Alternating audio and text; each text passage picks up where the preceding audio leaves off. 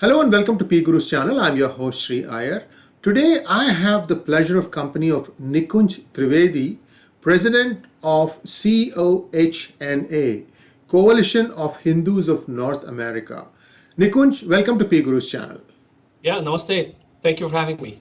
Namaskar, and Nikunj, we have had you in the past over various issues, and it's always a pleasure to talk to you, Nikunj. And this hangout that we have today is a very significant one.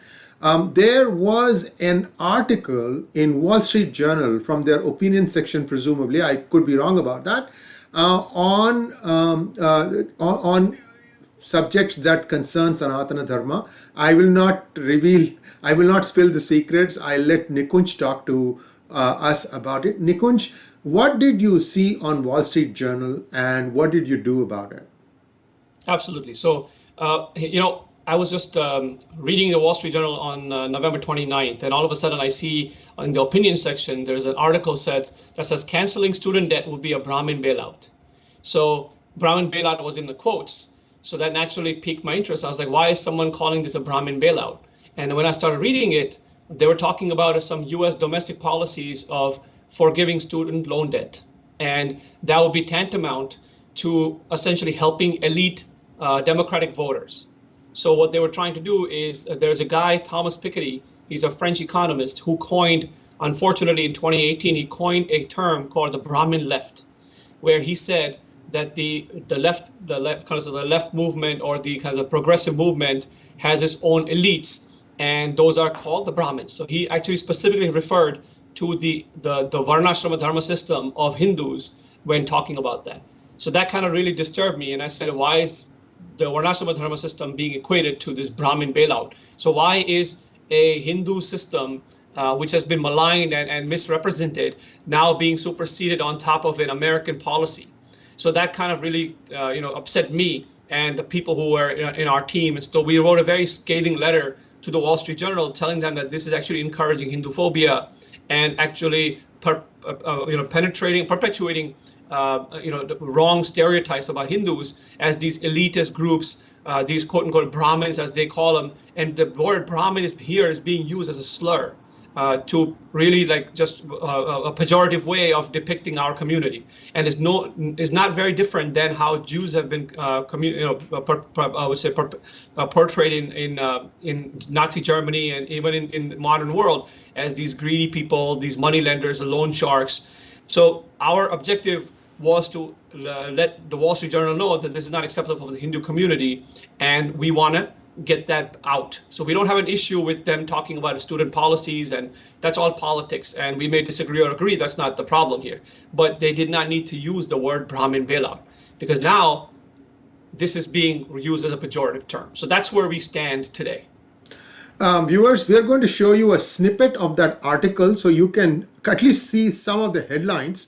It says here, canceling student debt would be a Brahmin bailout. And this says the Democratic Party looks to build policy around the interests of its educated elite voters by Zaid Jilani. I just want to switch back to our back away from that article back to us. Nikunj, what can you tell us about this writer? Is he a Hindutva baiter? Is he a Sanatani baiter? Is he an India baiter? What exactly is this person up to? Perhaps we can get a little bit of his background. Yes. So as I mentioned, there are two issues here, right? The first one is the use of the term, but the problem here is that the person who has written also has a very, I would say, not a very nice history. So he has actually in the past attacked, I would say, Hindus. So number one, he attacked Tulsi Gabbard, and calling her a handmaiden of the Bharatiya Janata Party in India and Hindutva and all this stuff, and it had nothing to do with what she was saying. And on top of that, what he has done is he has actually, some Muslims have pointed out his lies. The fact that he has talked about all these things, bad-mouthing Tulsi Gabbard, bad-mouthing Neera Tandon, some of these Hindu women, some of the Muslims have pointed out saying that this guy is fabricating lies. So providing someone like that a platform on a reputed paper like Wall Street Journal is actually very dangerous. And now on top of that, you see his biased and pejorative views about Hindus. You add that and you now show up as someone writing about Brahmin bailout using a badly used economic word by a French economist, and now superseding that. On top of it, he's using Brahmin bailout, right? So there's these two words and this guy's background, unfortunately, combined into a very dangerous cocktail for peddling Hinduphobia. So that's what Mr. Jilani's background is. And now, I don't know him that well, but from what I've seen and what I've observed, he has attacked some Hindus, especially Hindu women like Tulsi Gabbard and Neera Tandon in the past, and called them handmaidens of Hindutva forces in India. And number two, he has also called prominent Indian American organizations, again, as working for the Indian government, as the handmaidens of the Indian government, and things like that. So this person does not hold very nice views about Hindus and about Indian Americans.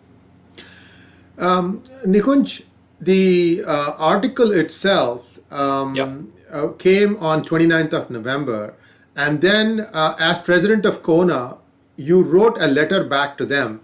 When did you respond back? Absolutely. Just a few days later, I would say, on December 3rd or 2nd, we responded back. And what happened was a lot of people, we also wrote up, we emailed them the letter. We also we asked a bunch of people in the Hindu community to go ahead and send letters, because it's not just about Brahmins. See, we have to realize two things. One is our community sometimes says, oh, well, it's about Brahmins, I'm not a Brahmin. Well, for the Western world, for the normal mainstream American person, there's no difference between Brahmins and non-Brahmins and any of that stuff. All they know is that this word stands for something elitist. So what's to say tomorrow morning some guy who's disgruntled at elitist people finds Brahmins and attacks a Hindu temple? Do we know who's going to take responsibility for that? Right? You see other communities, when their words are being used, when their phrases are being used in a negative way, in a prejudiced way, they stand up. And why doesn't the Hindu community do anything about it? It's because we don't take it seriously. But these have serious repercussions. Second thing, imagine students, okay? Students who are doing research on finance and economic policy, they naturally refer to the Wall Street Journal, like I used to do when I was young. Imagine if they're doing some research on student debt and things like that. All of a sudden, this big giant word, Brahmin bailout, shows up. So you're providing a megaphone to amplify Hinduphobia now. Because now people are thinking, oh, these Brahmins, look, this caste system is oppressive and these Brahmins are elite. And look, this is called a Brahmin bailout. So you already are reinforcing misrepresented stereotypes into the minds of mainstream American audience, basically. So those were some of the issues that we highlighted in the letter itself. So we sent the letter on December 2nd. A lot of people sent emails. Some people, even in India, tweeted and retweeted and stuff like that. So we're continuing to try to see if they can remove the word Brahmin, because the word has nothing to do with the article itself. They can just use bourgeoisie, which is a French word that actually can be perfect for this, because they're talking about middle-class voters who have now become elites. But not all Brahmins are elites, or even historically, Brahmins were not meant to be elites. They were required to be poor. They were required to be pursuing knowledge, humble, all that stuff. So a true Brahmin, in that sense, from a Vedic perspective, could not acquire wealth. So you're completely using something that's a different framework, superimposing that. And then finally, Isabel Wilkerson's book on caste recently came out, and it's made the top list on Amazon, and Oprah Winfrey sent out 500 copies to American CEOs saying how America has a caste system. And in there, Wilkerson compares India's caste system and Nazi Germany. So there is already a dangerous viewpoint about caste in general. Now, of course, if you look at what the stereotype view of the whole caste system is, it's showing that these Brahmins are oppressive, elitist people who are grabbing power and suppressing so many people. So now all of a sudden you're reinforcing these stereotypes in the minds of students who are trying to do some work in this area. So when someone decides to do some research, and we use Wall Street Journal all the time, right, for research on economic policy, now you see Brahmin bailout coming out, like this word that now is etched in the minds of people that, oh, look at these Brahmins, elitists. Oh, no, hey, by the way, they control the caste system, right? So all this stereotype about Hindus continues to get reinforced in the media. And when you provide a major newspaper like Wall Street Journal provides a platform for peddling such Hinduphobia, it's even worse. So that's where we stand at this point. I wholeheartedly agree with your viewpoint. And viewers, I want to set some things right. You have to understand whatever is being peddled in the West as being about Hindu, the Varna system, the caste system. All these things were invented to keep a great nation divided. And I'll tell you a good reason why. The British at their highest strength was around 22,000, and they were managing a country that stretched from as western as Afghanistan all the way to Burma, and that was 220 million people. That was the population when the British were in ruling India. And the only way the British could keep control was by keeping India divided, by finding every possible fissure, trying to make it magnified, and try to play one against the other. And unfortunately, Indians fell for it. And the reason was that in 1822 to 1830, I don't know the exact year, Lord Macaulay came in and he brushed away the entire university system that used to be in existence in India, and thus he made a lot of people instantly illiterate. Only those who could pick themselves up, who still felt that, okay, I have to learn this thing, I have to learn English in order to even survive, only those came back and started becoming people having some work from the British. So this kinds of stuff that has happened, that's not the only instance, by the way. In 1871, they did this whole thing about caste. That was in 1871 after this, the first war of independence of India. And in late 17th century or beginning of 18th century, when the British conquered the ports of Gujarat, they banned the Gujarati shipbuilders, who were at the time the best ones in the world, from building any ships. And then for about 30-40 years, the British tried doing it on their own, figured out that they could not match the class, and then they said, okay, you can build the ships, but they'll be only for the East India Company. This company was rotten, corrupt, debauched, and they did all sorts of unspeakable things to India when they were in power. Thank God a lesser version of this took place from 1857, but that doesn't mean that India didn't suffer. And this, on top of the hundreds of years of Islamic rule, had really taken India down. And India is only now beginning to dig itself out of all this weight. 70 years, 75 years after the independence, now India is beginning to find its feet, I should say. And then lo and behold, we are seeing so many things that were exactly opposite of what the West was told. Now the West has an option. First off, try to get the real history of India. And there is a new book that has come from Francois Gauthier. He's a French Indian. He has written a book. You can read that. I also have one other book that I'm going to show, with your permission, Nikunj. Sure.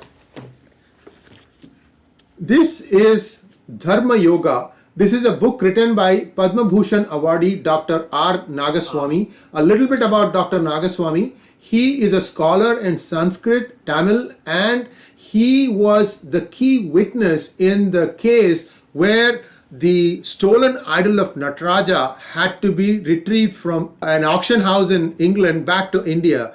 And at that point, the British system completely got educated on what exactly is this system. And this book, which has just come out, it talks about how far and how widespread Sanatana Dharma was. I'm basically, I don't like to call myself a Hindu, because I don't think I am one. I am a Sanatani, a follower of Sanatana Dharma. And Sanatana Dharma is not a religion, it is a Dharma. And just like that, there is this Dharma Yoga. And Nikunj, I have an extra copy. If you want, I can mail it to you. Yeah, please. And because so we need Dr. Nagaswamy is awesome.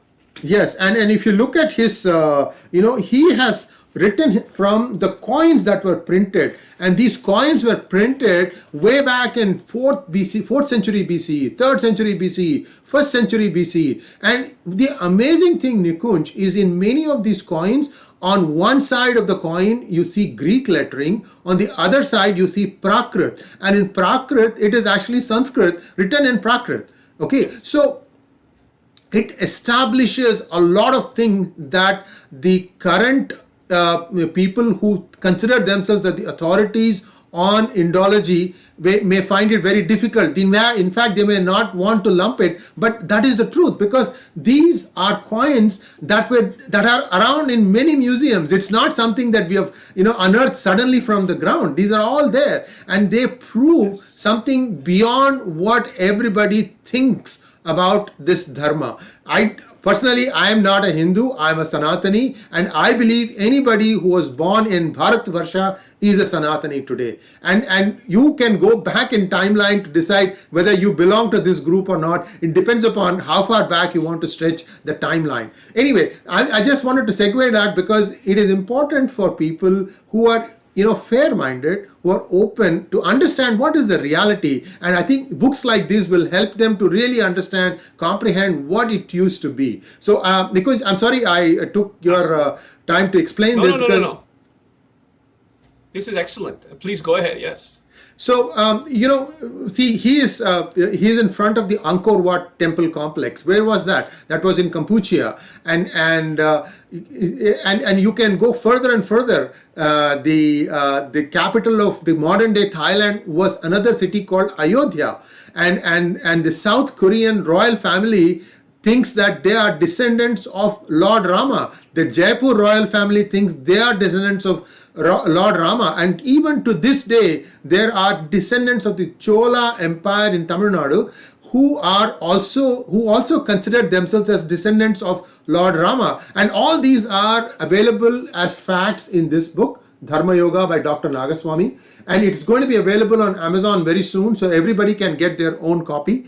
But going forward, I mean, Nikunj, as a Sanatani, I can help spread the word that there is a lot that is misunderstood about this dharma, and that needs to be understood before people start using. Even you cannot abuse a word. The word Brahmin Bailout, I mean, as late as the 18th century, Saint Tyagaraja, who was one of the greatest composers of Carnatic music, every day he would set out in the morning to ask for food. I mean, he would get rice, pulses, vegetables, whatever it is. And for that, he would go around his town singing. And those are the songs, even to this day, they are so popular. I mean, paper was just invented. All his disciples would scramble to write what he would say. And I believe only 1/3 survived. But that's a topic for a different day. But what I'm trying to say is, that was what a Brahmin did. He went in the morning, he sought alms, and he made his food for that day based on what he got. So there is much that need to be done, and I hope that, and I commend you for taking the initiative through CoHNA, and I know you're very, very active among many organizations. And please, everybody who wants to know more about Sanatana Dharma, PGurus.com is an excellent source. We publish a lot of articles. We give you a lot of information about what it is, what is what, and feel free to use it. You can download some of the PDF files that are there. I give complete permission. Anybody can take it. I have no problem with that, because this is something that is very special. It's difficult to get hold of, and we have managed to do that over the few years that we have been in operation. Nikunj, in summary, Can you please tell our viewers what are your thoughts moving forward, and what is it that, if, for example, if I send another copy of this to Oprah Winfrey, how do I make sure that she will read it? Do you have any idea? Well, I mean, I don't have an idea how she would read it, but it's important for us to send it anyways, because, like I said before, somebody accuses us, right? If somebody says your father is a thief, okay? Now, it is your dharma, it is your duty to defend your father, right? And say, okay, now let me get a chance to defend my father, that, hey, or my mother, whoever, that, hey, this person is not a culprit. So somebody has said, you are a Brahmin, you are this elitist, you are this and that, you are oppressive, all this stuff. So it is up to us now as Hindus to defend that and say, you know what, you accuse me in the court of whatever court you want to call it. Now it's my turn to rebut that. And now we have to do that. And if we don't do that, silence means acceptance of guilt. So the more we remain silent, the worse it's going to get. We already have this issue with swastika. We launched a campaign earlier this year. We talked about this briefly as well, that swastika because of 70 years of silence of Hindus, has been mistakenly used as a not misappropriate, but wrongfully associated with Hitler's Hakenkreuz. So you see, slowly, Brahmin, then yoga, then namaste. These are all going to end up in English lexicon, and they're going to be losing the value of it. So when people use yoga, they're no longer going to talk about the Hindu systems. They're going to talk about some physical exercise that you wear tight pants and do in some gym. Okay. Similarly, there's a fashion to talk about namaste without talking about what the true meaning of namaste is, right? Om, same thing. So how many words and how many concepts do we want to lose before we wake up? So that's what my real concern is. That's why I'm so concerned about the word Brahmin being used pejoratively here. Okay, as you were talking, I was searching for a coin. Okay, this I'm going to show it to you, and tell me if you can see it clearly, because it has swastika. It was printed in 2nd to 3rd century before Common Era. The king's name in Sanskrit, Brahmi script, is Rajna Kunindasya Amogha Bhutisya Maharajasya. Okay, and here it is. I'm going to show this to you. There are 2 coins, and tell me if you can see it clearly, sir. Hold on. I have to do some magic here. Hold on. Yeah. Now. Is the green screen? Yeah. There you yes, go. yes. Just very little. I see it there. Yeah, right there. Yes. Okay. Hold on. Amazing. Hold on. I'm trying to see how best I can bring this thing in. Okay. Is it better now? Slightly, yeah. It's just like the eye. Yeah, here we go. Yeah, I can see it now. Perfect. That looks better. Amazing. Yeah, see all that. You have the animals, the swastika. It's all these things. See that? Yes. It's amazing. And you can read the text. I'm going to try and zoom in on the text. Yeah, I can't read the text. Yeah, I'm bringing it. I know, because I can see it too. Tough to see. Okay, this is the best I can do. This is still no refusing worries. to. I look forward to looking at the book. Yes. By, page, sure. Page 259. I'm sending you this book today. And I want you to make use of it, because there is incontrovertible proof of how things were. And these are all coins that are available in museums. You can go and see for yourself. Amazing. Simply amazing. So I'm glad that I had this book handy, so I could immediately pick it up. So you're talking about swastika. So 2nd, 3rd century BCE, that is when it was being used. This was a Greek emperor, or I should be more accurate. I think it was a Bactrian emperor. But Bactria is a region around Greece, so I'm not very far off. So anyway, so go ahead, continue about swastika. Absolutely. So the whole idea is see, swastika. IIT Kharagpur, if I'm not mistaken, one of the IITs did research, and it's available on their website. They found that it's about 16,000 years old, roughly. Okay, so it's really old symbol, and there are many different explanations for it and stuff like that. It may have gone to Europe and stuff like that, but it has nothing to do with Hitler, and I'll tell you why. Even though swastika-like symbols were available, Hitler did not know that. He only was focused on the fact that this is a hooked cross, Hakenkreuz, which is hooked cross, and he looked at it from a perspective of Christianity, because German nationalism was connected to Christianity, and a lot of Christians blamed Jews for the death of Christ. Yeah. So what I was saying is that you mentioned about the British education system. So what I've been doing is I've been writing a little booklet about the whole idea of this whole caste system nonsense. So in that, what I found out, if you look at Dharampal's beautiful tree, he had mentioned that there were 100,000 gurukuls and pathshalas just in Bengal and Bihar, okay? Just in Bengal and Bihar. And this is from a British, archive that mentioned how the system of education was in India. So every village, if you can think about every taluka, every village had pathshalas where students were educated and stuff like that. And that's what was cut out in this whole narrative, basically by Macaulay and subsequent things. So between economics, education, all that stuff, India's back was broken, and essentially the population was rendered poor and uneducated and backward. Before that, why would all these invaders come to India? What was there in India if India was not advanced, right? So up until then, India was a very advanced civilization and a very advanced country.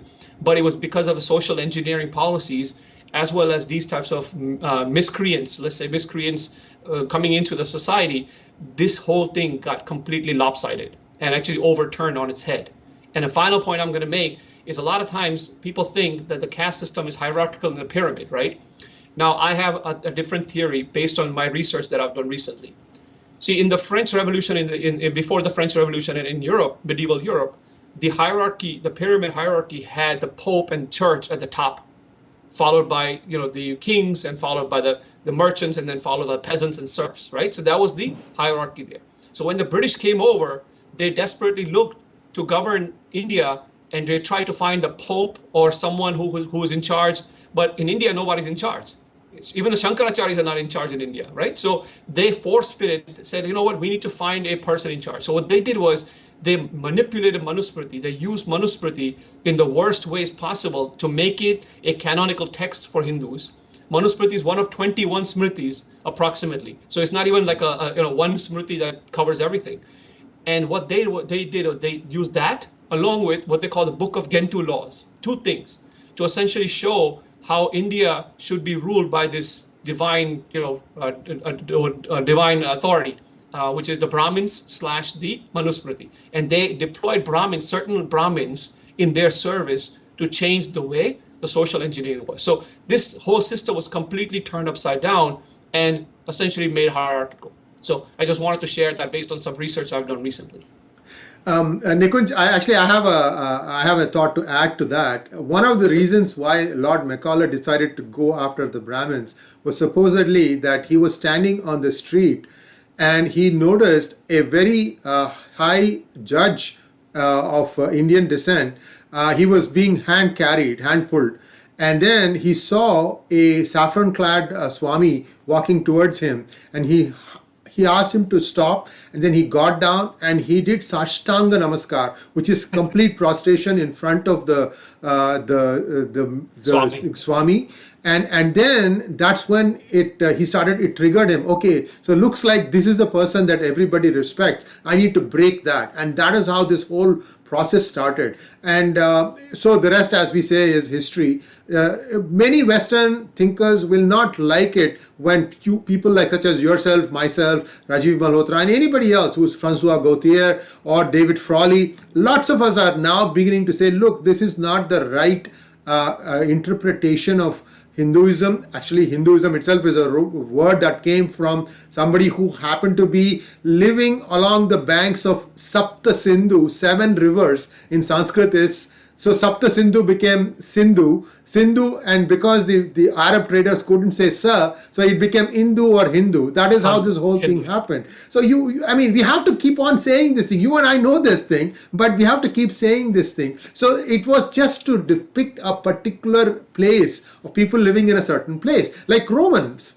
So that should not be the religion of the people. And in final passing, I want to show you one yantra. This yantra is called as Ganesha yantra, or the elephant god, the remover of obstacles. Now, if you look closely, you can see the Star of David. Yeah, similar. Yeah, exactly. Similar to that. Yes, I mean the innermost thing is the Star of David, right? Yeah. And each yantra is it's got a symmetry to it, and there are yantras for just about everything you can think of. And the important point here is these have been around for thousands of years. They may have been appropriated, misappropriated, or even changed. But that doesn't take away the fact that these meant something else. And for those who want to seek the truth, you need to look where the truth is. Thank you very much, Nikunj. And we will be back. We will keep trying to educate our viewers on what exactly is Sanatana Dharma. This is the most scientific way to pursue life, because you have to get into it a little bit, then you understand what a great culture our forefathers left us behind. Once again, thanks for helping us out in understanding this article by Wall Street Journal, and hopefully, Wall Street Journal is known to be very impartial. They should be publishing your letter very, very, very soon, I hope. And if they do that, we'll be back and then we'll talk more about it. And even otherwise, we'll be again talking about things similar. Namaskar. Namaskar. Thank you.